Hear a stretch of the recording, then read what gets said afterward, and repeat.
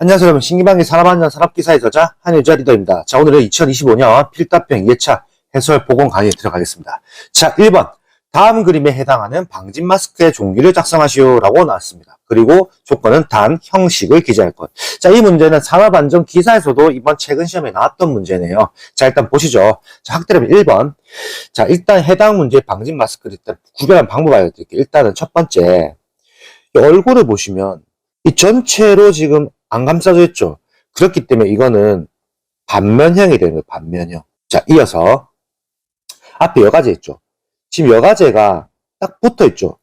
붙어 있기 때문에 이건 직결이 되는 거죠. 직결. 자, 이걸 표현하는 방법은 뭐냐면 직결식 반면형이라고 표현을 합니다. 자, 2번 문제 잠시 패스를 하고요. 자, 3번부터 들어갈게요. 자, 3번. 자, 일단 먼저 얼굴을 보시죠. 얼굴을 딱 보니까 역시 이것도 반만 돼 있네요. 그렇기 때문에 반면형이 되는 거죠. 반면형. 자, 그리고 여기서 여과제 보시죠. 지금 여과제가 연결이 되어 있죠. 연결이 되는데 지금 뭔가 간이 하나 있죠. 간이. 그렇기 때문에 이거는 격리식 반면형이 되는 겁니다. 그럼 이거를 다시 표현한다면 답은 격리식 반면형이 되는 거고요. 자, 이어서 4번. 역시나 마찬가지입니다. 지금 얼굴을 보면 전체로 안 덮어졌고 반만 덮어졌죠. 역시나 이것도 반면형이겠네요. 반면형. 자, 그 앞에 여과제 보시죠. 지금 여과제가 딱 붙어 있죠. 관이 없죠. 그렇기 때문에 이거는 직결이 되는 거죠. 직결. 이걸 표현한다면 직결식 반면형이 됩니다. 자, 그래서 제가 아까 2번 패스했죠. 자, 2번 다시 설명해 드릴게요. 자, 2번. 우리가 봤을 때 2번 지금 보면 얼굴을 보시면 일단 반면형인 것 같죠. 반면형이고 지금 이거는 여과제가 어디 붙어 있는지가 뭔가 확실하게 안 보이죠. 자, 이거는 제가 먼저 다시 설명해 드릴게요. 일단 답안은 앞면부 여과식입니다. 자, 앞면부 여과식이 어떻게 생겼는지 제가 자세하게 설명드릴게요. 자, 앞면부 여과식. 우리가 흔히 알고 있는 현장에서 쓰는 방진 마스크의 종류입니다. 방진 마스크를 보통 쓰실 때 이 마스크를 가장 많이 쓰십니다. 현장에서. 보시면 2급 530 앞면부 여과식 방진 마스크라고 되어 있고요. 자, 우리가 보는 그림과 사진의 상태가 동일하죠. 그리고 착용한 실제로 우리 현장에 있는 작업하시는 반장님께 쓰고 계신데 지금 보시면은 확실하게 똑같게 생겼죠. 근데 이거는 좀 틀리게 표현합니다. 이거는 앞면부 여과식으로 표현합니다. 앞면부 여과식. 우리가 이 해당 그림을 보고 답안을 쓰는 거기 때문에 해당 그림에 대한 포인트를 잘 정리해 놓으시면 되겠습니다. 그 앞면부 여과식은 다른 거랑 좀 별도로 이거는 현장에서 쓰고 있고 또 다른 거는 뭐 직결식 반면형, 격리식 반면형 이런 식이겠지만 희한하게 앞면부 여과식만 조금 틀리게 외울 수 있다라고 참조하시면 될 듯합니다. 자, 넘어가겠습니다.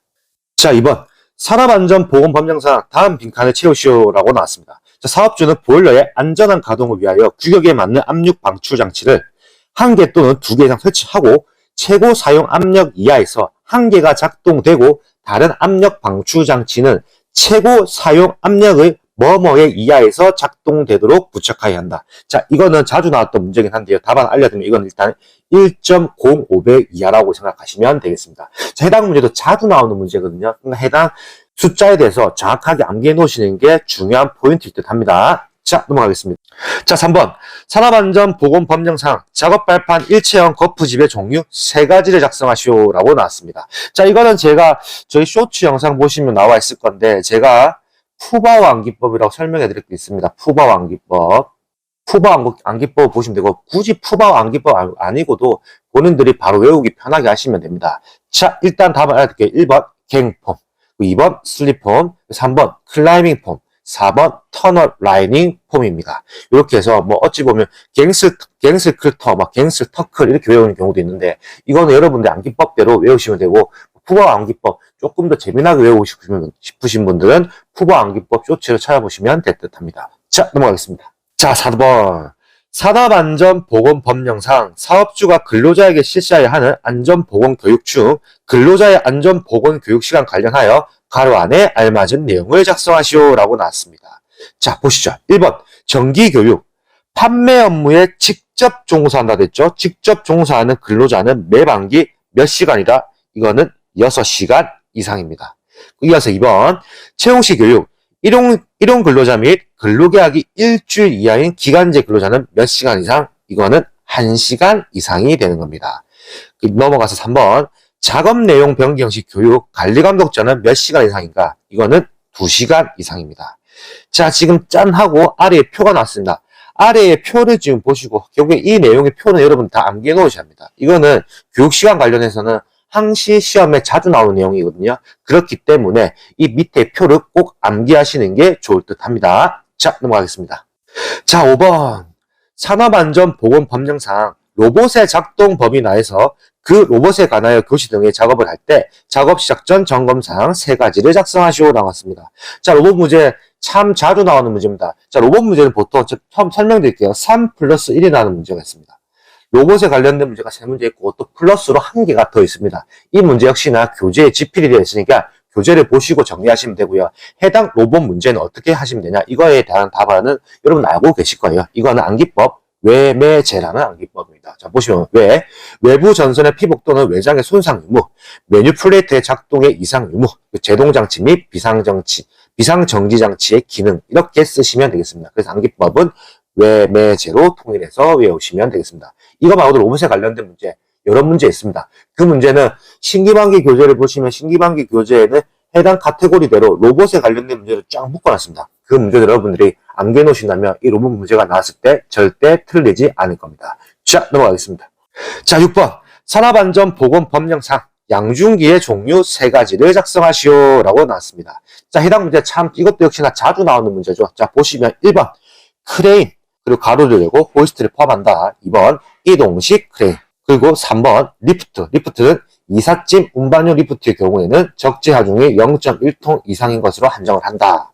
그 4번 곤돌라, 그리고 5번 승강기입니다. 제가 이거를 보통 외울 때 이렇게 외우라고 했죠. 리곤승이가 크리티컬 터졌다. 자, 이게 무슨 말이냐면 암기법을 설명해 드릴게요. 리프트가 되는 거고요. 곤돌라가 되는 거고요. 승강기가 됩니다. 그리고 크레인 되는 거고요. 리는 여기서 조금 다르게 외워야겠죠. 리는 가로를 열고 이라고 외우면 되겠죠. 그렇게 해서 이동식 크레인 된다. 그래서 리건승이가 크리티컬 터졌다라고 생각하시면 되는데, 여기서 중요한 거, 이런 질문 올라왔습니다. 가로의 내용을 외워야 하나요? 라고 올라오거든요.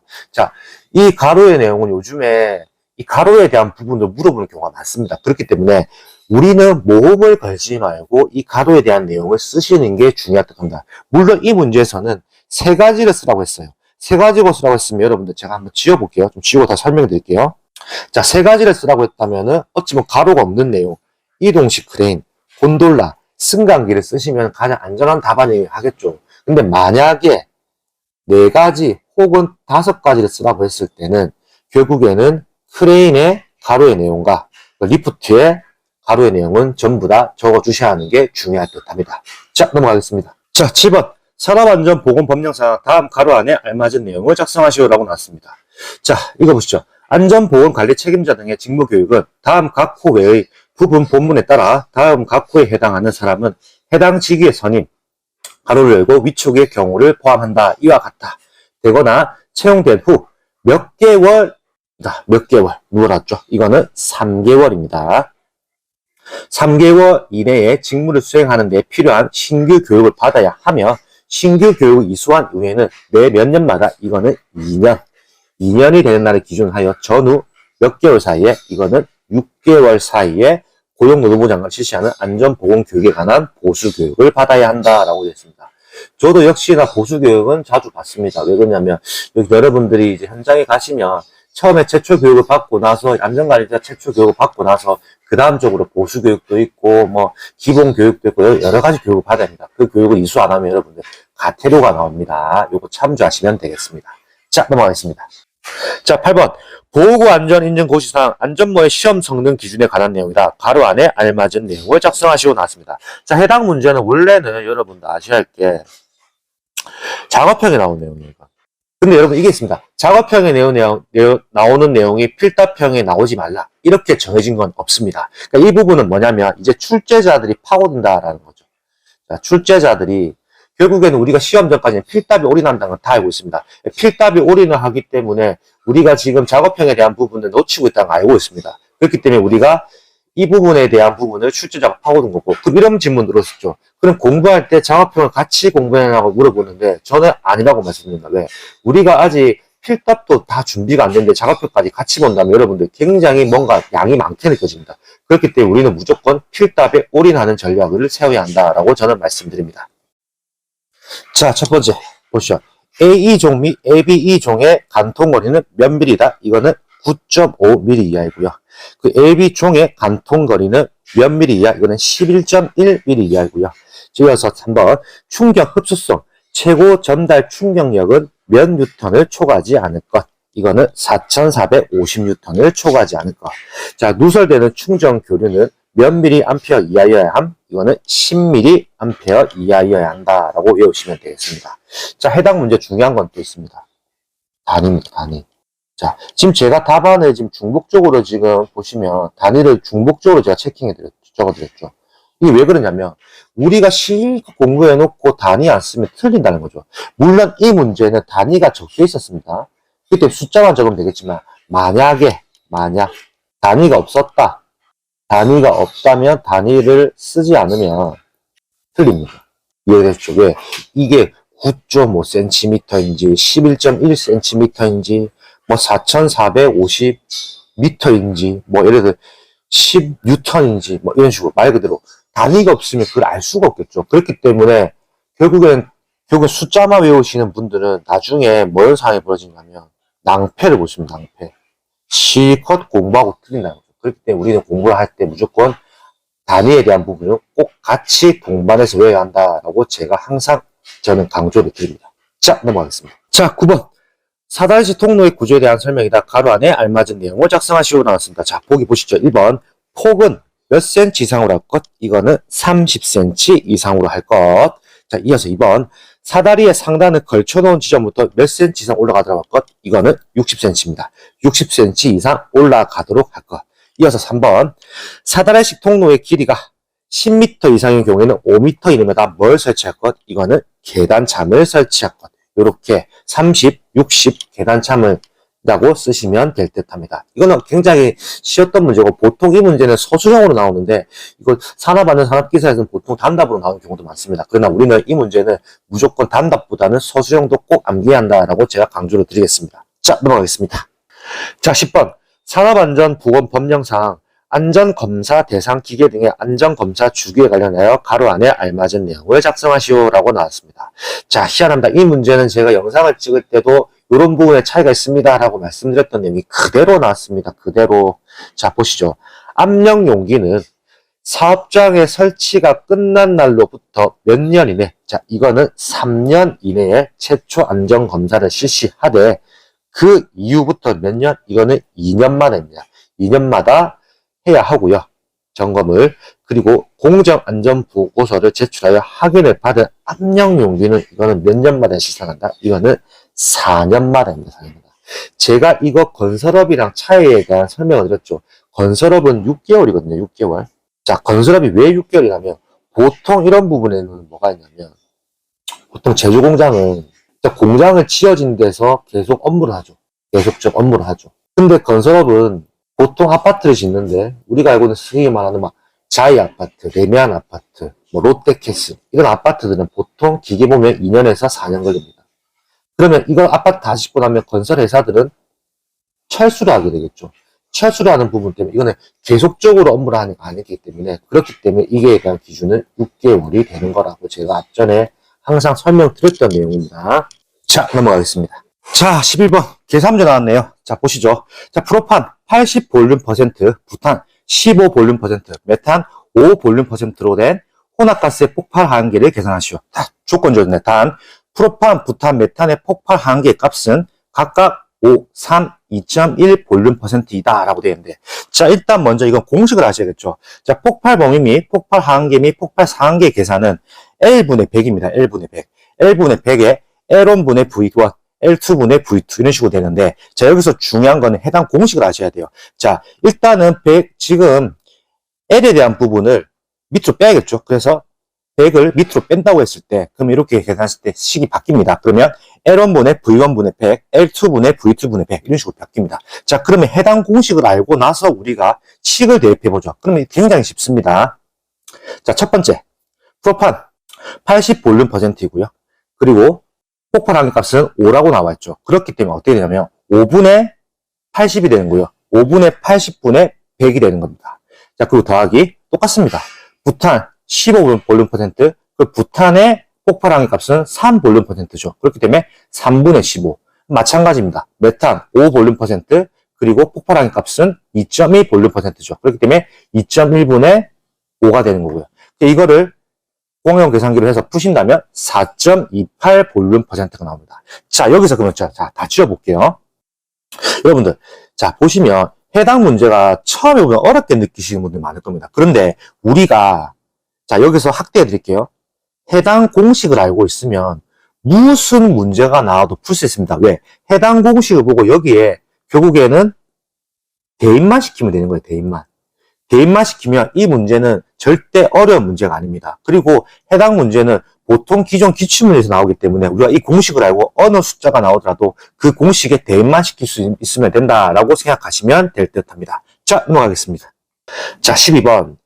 산업자 A, 산업재해 발생의 원인 조사, 분석 및 재발 방지를 위한 기술적 보좌 및 좋은 지도. 그 B, 건강진단 결과, 발견된 질병자의 요양, 지도 및 관리. C. 작업장 내에 사용되는 전체 환기장치 및 국소 배기장치 등에 관한 설비의 점검과 작업 방법의 공학적 계산에 관한 보좌 및 좋은 지도. D. 작업장의 정리 정도 및 통로 확보에 대한 확인 감독. E. 산업재해 예방 계획 수립의 총괄입니다. 자, 여기서 물어봤거든요. 자, 안전관리자와 보건관리자의 공통 업무를 작성하라고 했습니다. 자, 보기에 주어진 대로. 자, 이거는 뭐냐면 A입니다. 산업재해 발생 원인의 조사 분석 및 재발 방지를 위한 기술적 보좌 및 좋은 지도라고 들어가죠. 이거는 A가 되는 거고 답안이. 자, 2번 관리감독자의 업무를 물어봤죠. 자, 관리감독자 업무 나와 있는 D겠죠. 작업장의 정리정돈 및 통로에 대한 확인, 통로 확보에 대한 확인 감독이다라고 해서 그렇게 D가 되는 거고요. 자, 마지막 안전보건관리 책임자의 업무를 물어봤거든요. 안전보건관리 책임자의 업무는 산업재해 예방계획의 수립의 총괄이 되는 겁니다. 그렇기 때문에 이거는 E가 되는 겁니다. 자, 해당 문제는 법령에 대해서 정확하게 알고 있냐 모르냐 물어본 문제인데, 자, 식립암기 교재는 특이한 게 있죠. 필수 암기 법령 파트가 따로 되어 있습니다. 자, 필수 암기 법령 파트에 나오는 내용이니까 식립암기 교재를 보시고 정확히 정리하시면 되겠습니다. 자, 넘어가겠습니다. 자, 13번. 자, 쉬운 문제 나왔네요. 하인리가 제시한 재해 예방의 4대 원칙을 작성하시오라고 했습니다. 자, 이것도 자주 나오는 문제죠. 이거 쉽게 되기 때문에 바로 풀어드릴게요. 1번, 예방 가능의 원칙. 2번, 손실 우연의 원칙. 3번, 원인 연계의 원칙. 4번, 대책 선정의 원칙. 해서 이렇게 4가지를 외우시면 되겠습니다. 자, 이것으로 2025년 필답형 2회차 산업안전 산업기사의 보건 강의가 종료가 되었습니다. 어찌 보면 2025년 필답형 2회차 좀 쉽게 나왔던 것 같습니다. 아마 점수대가 많이 높게 나왔다라고 저도 예상되는 회차입니다. 여러분들 긴 강의 들어주셔서 감사합니다. 저는 신기방기 산업안전 산업기사의 저자 한현이자 리더였습니다. 감사합니다.